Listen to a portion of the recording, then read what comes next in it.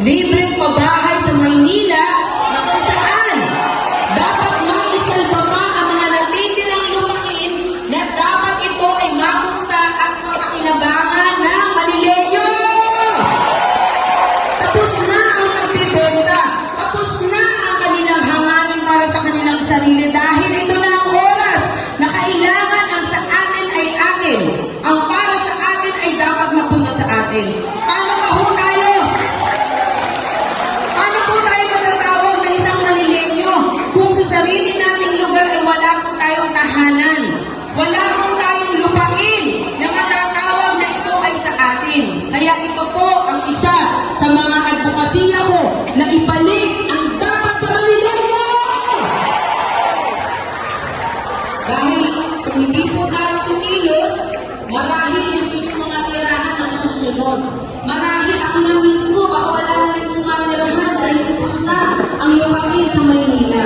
Ito na po ang pagkakataon ng ating boses at puso at pagmamalasakit ay ilabas po natin sa ating tahanan dahil kung hindi, pati mga ako natin wala na pong matitirahan. Hindi na po ako papayag sa mga iilang tao na ang kanilang malasakit ay para lamang sa sarili. Nakita niyo naman, lahat ay wala na. Yung health center sa Sasas na kung saan ako po ay lumaki dyan. Nagulat ako isang araw, ito ay isang condominium na. Matutuwa ka sana kung talagang ito ay pabahay na libre, hindi po. Dahil ito po ay may bayad. So hindi po ito libreng pabahay. Pangalawa, yung health center na napapakinabangan po ng ating mga kababayan na wala na. So ibig sabihin, imbis na tayo ay matulungan, tayo po ay binigyan pa ng dahilan para magkasakit. Para hindi mabigyan ng pansin yung ating mga nararamdaman. Imbis na yung mga health center ay dapat dagdagan, binawasan pa. Ano pong gagawin natin sa mga ginagawa po nilang ito? Wag nang ibalik! Pasensya na kayo, direct to the point po ako mabuti na pong malinaw. Kasi pag binalik nyo, asahan po ninyo ang inyong lupain ang mawawala sa inyo. Pangatlo, syempre mahalaga po ito, dagdag benepisyo sa mga senior citizen na 2,000 kada buwan! Nung araw, nangako, sinabi yung 500, magiging 800. Pero nasaan na kung hindi? Lagi pong delay ang benepisyo ng mga senior citizen. Sinasabi nila na hindi raw kaya ng budget. Bakit sila nagpapakamatay sa pwesto para sila ay makabalik? Bakit sila maraming bahay, may resort, lahat nagagawa nila? Kung wala talagang budget, baka ipinasa na po sa inyo ang City Hall. Baka sinabi na kayo na maglingkod dito kasi wala namang pera. Ang budget po ng Maynila ay 34 billion a year! Na kahit tayo po ay nandito at ibaba ang 34 billion, baka hindi rin po natin mabilang. Ibig sabihin, ganyan po kalaki ang budget ng Maynila. Sinasabi nila, ma'am, paano magkaka-budget? May utang pang 25 billion. Baka sila po may utang, hindi tayo. Paano tayo magkakaroon ng utang? Sa Kumbay pa, may utang tayo. Sa kapitbahay pa, maniwala ako na may utang tayo. Dahil yon, nahahawakan po natin na ibibigay sa atin ng direkta. Pero yung utang na sinasabi nila, hindi po natin yan nahahawakan. So paano masasabi na yan ay ating utang? Wala namang binababang programa. Wala namang pong nabago sa ating kabuhayan, sa ating antas ng buhay. Wala naman po. So bayaran nila yung utang nila. Siyempre, yung pang-apat, ito po ang pinakamahirap na sitwasyon ngayon, yung magkaroon dapat tayo ng libreng gamot sa mga senior citizen at may sakit at masiguro na lahat ng barangay sa buong Maynila ay magkaroon ng barangay health center. Dapat Dapat masiguro na lahat ng barangay ay magkaroon ng barangay health center para kahit paano naman yung ating paglilingkod at gusto nating makatulong ay maaabot na po ng ating mga kababayan. Hindi naman po imposible sapagkat nakakapagpatayo nga sila ng matataas na barangay hall hanggang 3rd floor. Ang tanong po, yan po ba ay makakain natin? Yan po ba ay makakabili ng gamot? Yan po bang titulo na kinatatayuan yan ay mapupunta po ba sa atin? Yan po ba ay matatawag na pag-aari po ba natin? Siyempre hindi. So dapat po paglaanan yung mga libreng gamot at magkaroon ng barangay health center sa bawat barangay.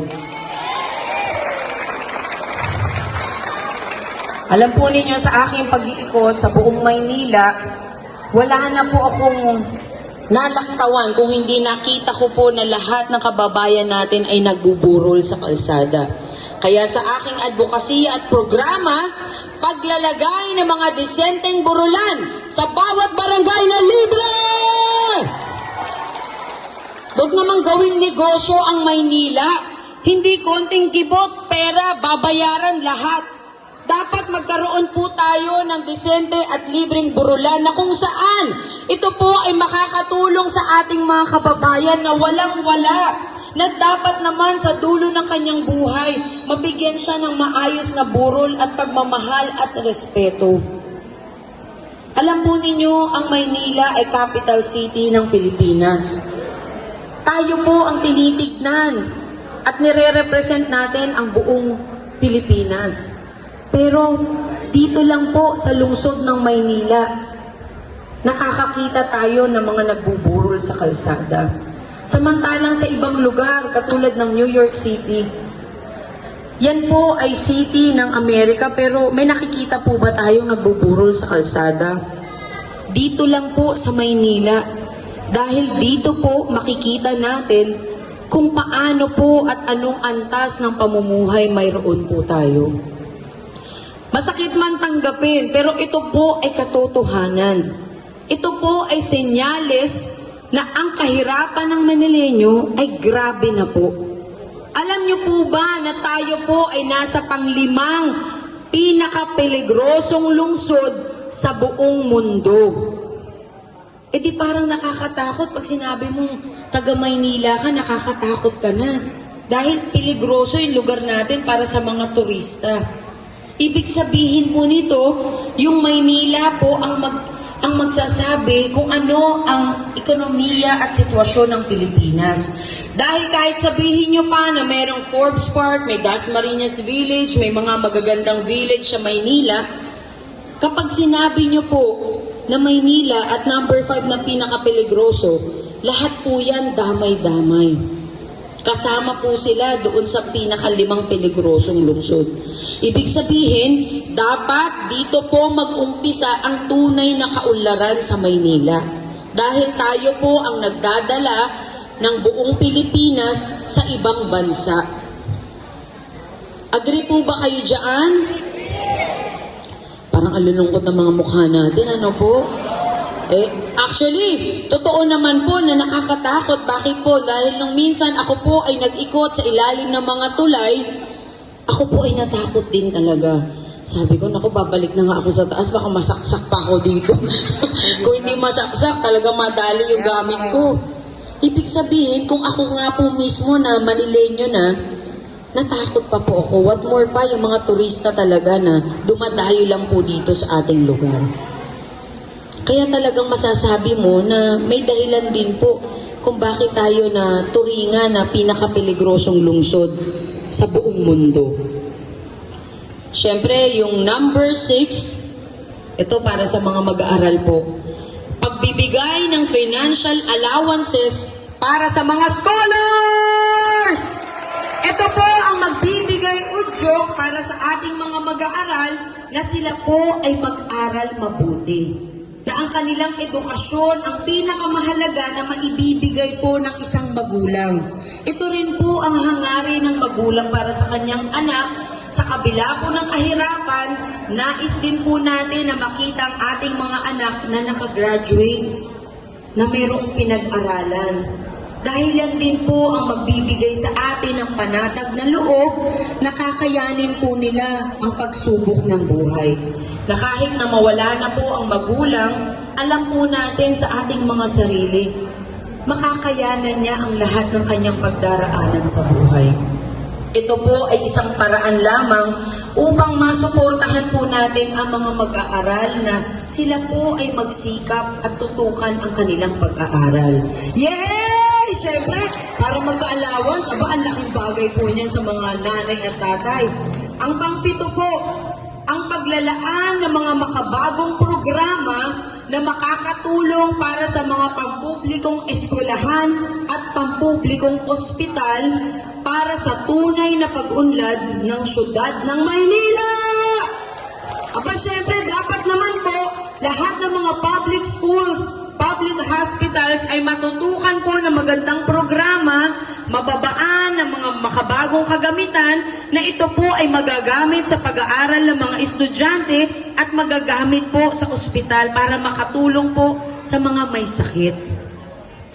Dapat naman po bigyan natin ito ng atensyon dahil malaking bagay po ito para sa mga katulad po nating Manileño na nagsisiksika na nga tayo, pagkailangan pa natin ng medical assistance, wala pa ho tayong makuha.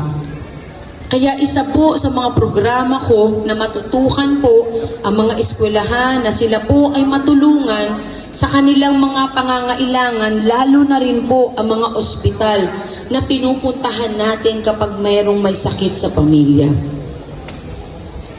Number 8. Sabi nila, ma'am, number 8 na yan libreng wifi para sa mga mag-aaral dahil ito po ay malaking bagay sa ating mga magulang na yung gagastusin po nila na 20 pesos everyday, 30 pesos, 50 pesos, 100, 300. Kung ito po ay hindi nyo na magagastos at ilalaan nyo sa pangkain o sa anumang bagay na mas mahalaga, makakatipid pa rin po ang ating mga magulang. At the same time po, ang mga mag-aaral, hindi na po lalabas ng bahay para magpaalam, mami, daddy, nanay, computer lang ako, wala tayong internet. Sila po ay magkakaroon ng kanilang paraan para ang kanilang pag-aaral ay lalo pang lumawak. Ang laking bagay po ng internet, Nay. Dahil sa panahon ngayon, kahit wala kang load, pero kung may internet ka, makakatawag ka na through sa Messenger o sa Viber. So malaking tipid po ito na kung magkakaroon ng libreng wifi po ang ating mga mag-aaral. Palakpakan naman natin, ayan. Ito naman po para sa ating mga barangay officials. Dagdag benepisyo para sa mga barangay officials. Kasama ang mga tanod! Palagi na lang natin napapabayaan yung mga tanod natin. Na nakikita natin na siyang unang pumapayat, nagkakasakit. Dahil sa pag-iikot ko po sa mga barangay, kadalasan na may lumalapit po sa akin, akala ko may sakit, manghihingi po ng solicitation. Yun pala, ma'am, tanod po ako dito. Tay, sigurado ka ba kaya mo pa magtanod? Kasi sobrang payat, tsaka nangihina. Yung paghahawak niya sa batuta, hindi ko malaman kung hampas ba niya sa hindi ko alam kung baston ba yun o batuta talaga. Kasi nagiging tungkod na dahil sa hina po ng mga tanod. Awang-awa ako talaga. Sabi ko, Diyos ko, itong mga tanod na ito pa mauuna sa atin. Wala silang insurance at the same time walang pangkain. Kaya isa po yan sa aking mga programa na mabigyan po sila ng allowance. Na mayroon silang pambiling pagkain, pambili ng vitamina, meron silang panggalaw. At syempre, kapag nangyari po yan, sigurado makikisig na mga tanod ang inyong makikita sa inyong mga barangay. Hindi na yung lulugo-lugo. Kundi, sino ba nakakagulo dyan? Ako ang tanod dito sa aking barangay. Kadalasan po mga tanod, hinahabol pa ako. Diyos ko, sabi ko, Diyos ko, Panginoon Diyos, tulungan niyo naman sila na lumakas sapagkat sila po ang nagbibigay seguridad sa barangay. Paano po nila malalabanan yung masasamang tao? Baka maawa po yung masasamang tao. Imbis na sa kanila makipaglaban. Sige na, hindi na kami makipaglaban sa inyo. Basta kukunin namin lahat ng gusto namin. Eh, samantalang totoo po yan. Eh, sino po ba tanod ang mataba? Bihira po yan. Sigurado, kapag may tanod na mataba, hindi po masyado nagjo-duty yan. At saka may trabaho sa umaga yan. Pero yung pagbibigay po natin ng allowance sa mga tanod, eh magiging regular na po yan. Gusto ko na lahat po ng nasa barangay ay magiging masaya. Siyempre, ang pang-sampo, para sa mga ex-chairman at ex-kagawad, yung mga naglingkod sa kanilang barangay na nagretiro na, dapat sila po ay mabigyan ng item na sila pa ay magkaroon ng pangkabuhayan. Di po ba? Agree kayo? Bakit ba? Dahil unang-una sa lahat, yung paglilingkod na ibinigay nila sa inyong barangay ay hindi rin po matatawaran. Yung oras at lakas na inubos nila ay hindi po matatawaran. Yung araw-araw na sila po ay humaharap sa inyong mga kabarangay, yan po ay hindi biro. Halos hindi na maliligo. Halos hindi nakakain sa oras para makapaglingkod lamang. At lahat ng mura inaabot pa. Lahat ng away. Pati sila nagagamit pa sa politika. Kay Mara Tamundong, walang politika pagdating sa programa. Lahat dapat pantay-pantay.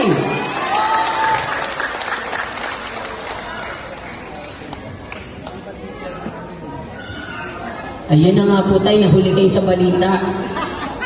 Sabihin niyo po, kayo tayo, Ating chairman namin, umaman. At hindi na kailangan yung mga chairman na bigyan mga retina, bigyan ito pa ng kahit na kabuhayan. Eh, yung chairman namin mayaman na. Kaya na si so wala. Takutan po ako. sabi ko nga kay Kagawad hindi nyo alam, secret, na nahimik kayo sa bahay. Kaya nga po dito, Kagawad, gusto ko pantay-pantay po ang lahat. Hindi lamang dahil si chairman ay chairman at ang Kagawad wala na, gusto ko po hanggang tanod. Yan po ay magkaroon ng benepisyo. Dahil yan po ay kahit paano ay isang reward na maibibigay po natin bilang pasasalamat at pagkilala sa mga taong naglingkod po sa ating mga barangay. Palakpakan naman natin!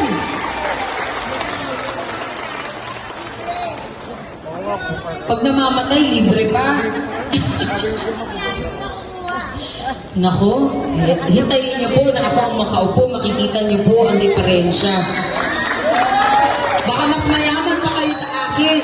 Pag ako ay umupo, sapagkat mas uunahin ko po na kayo ang kumain kaysa sa akin. Dahil ako natikman ko na po lahat ng pagkain. Kailangan bigyan naman natin ng ibang pagkakataon yung mga kababayan natin na makakain ng para sa kanila talaga po.